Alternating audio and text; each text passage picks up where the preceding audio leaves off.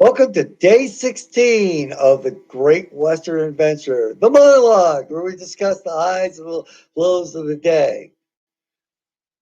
Well, it was an easy start today because we're starting at the same campground that we spent the night before and tonight and tomorrow night.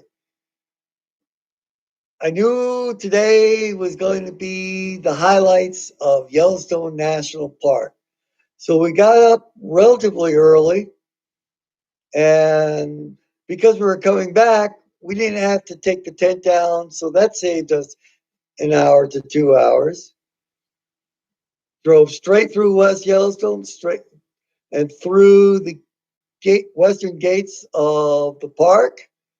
And the plan was we were going to drive all the way to the end of where I felt we could get to, and then we would work back.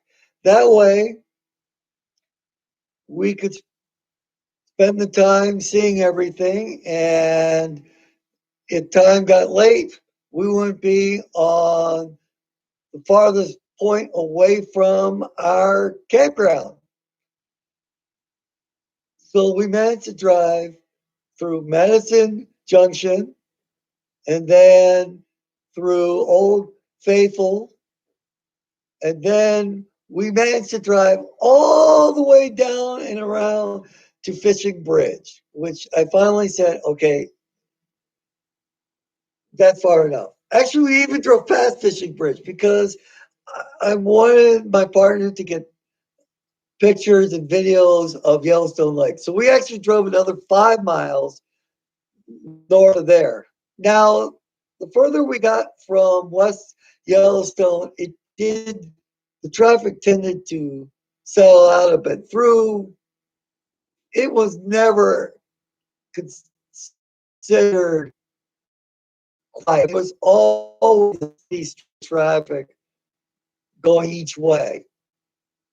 But when we got north of Fishing Bridge, there was a lot less. It was kind of being on like regular state highway in like Wyoming and or Idaho.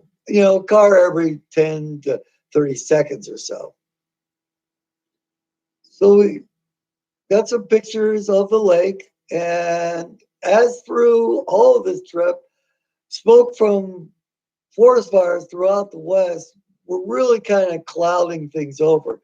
Plus, when we got first drove up to Fishing Bridge, the morning fog had burned off. But by the time we turned around about half an hour later, you could see at least about 10 miles or so. So we got some good pictures. From there, we actually drove south backwards to West Thumb Geyser Basin, which is one of the smaller ones. And we walked around that. The neat thing about West Thumb is that actually some of the geysers and the paint pots and the other stuff is actually in Yellowstone Lake.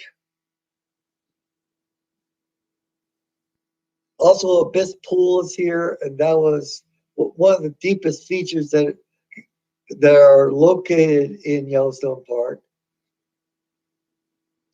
From there, we headed for the main attraction, which was Old Faithful. And it was already mid-afternoon by the time we finally got to Old Faithful. And Old Faithful isn't just one basin. It's actually like four all attached. And we ended up just missing one. So we decided to tour the other parts of the Old Faithful region, the geothermal features, which meant we actually walked about 4 to 6 miles. That's miles. That's how massive this thing is. Giant Geyser was steaming. We had another one which I can't remember the name of, which only erupts like twice a day, and we got lucky. That one was erupting, and it was like 100, 150 feet up in the air, which was neat because I've never seen this one. That's the nice thing about geysers in Yellowstone Park. There's so many of them. You're always going to see some of the smaller ones because they're like, well, they erupt about that high. But there's enough of the big ones too that you're going to see at least one or two other than Old Faithful actually erupt.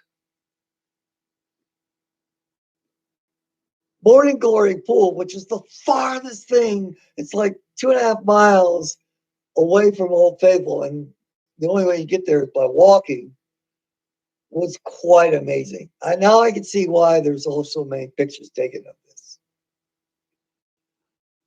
From there, we walked back and we knew roughly when Old Faithful was going to erupt.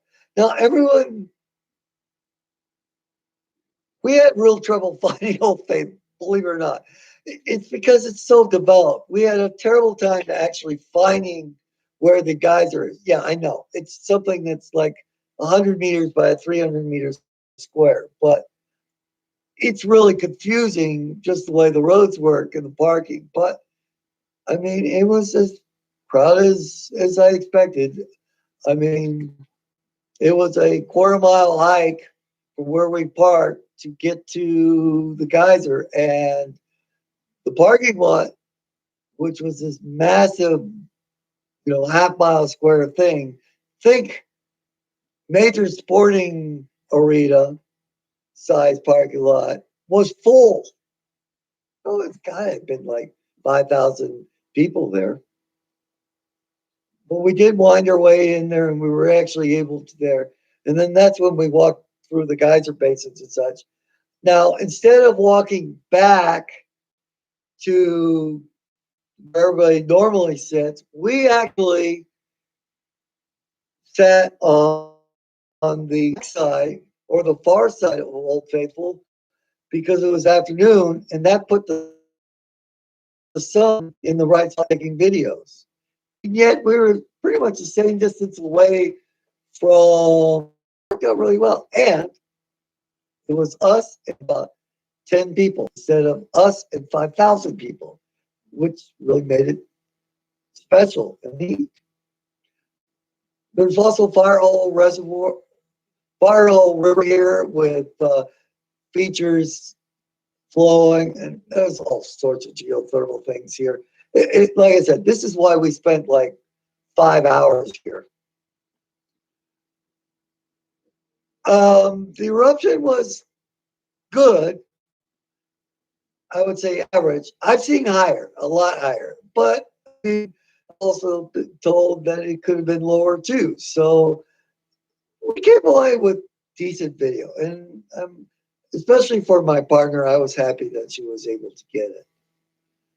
From there, we drove north back to Madison Junction, and we sort of hit a few smaller features until it just got too dark, which was pretty quickly after we left the Old Faithful area. And then back to West Yellowstone, and we debated on McDonald's, but we ended up saying, no, we're going to live it well. So we went back to the same restaurant we had eaten the night before and had another nice meal. And then we headed back to the West Yellowstone KOA for the night. And that does it. See you on day 17.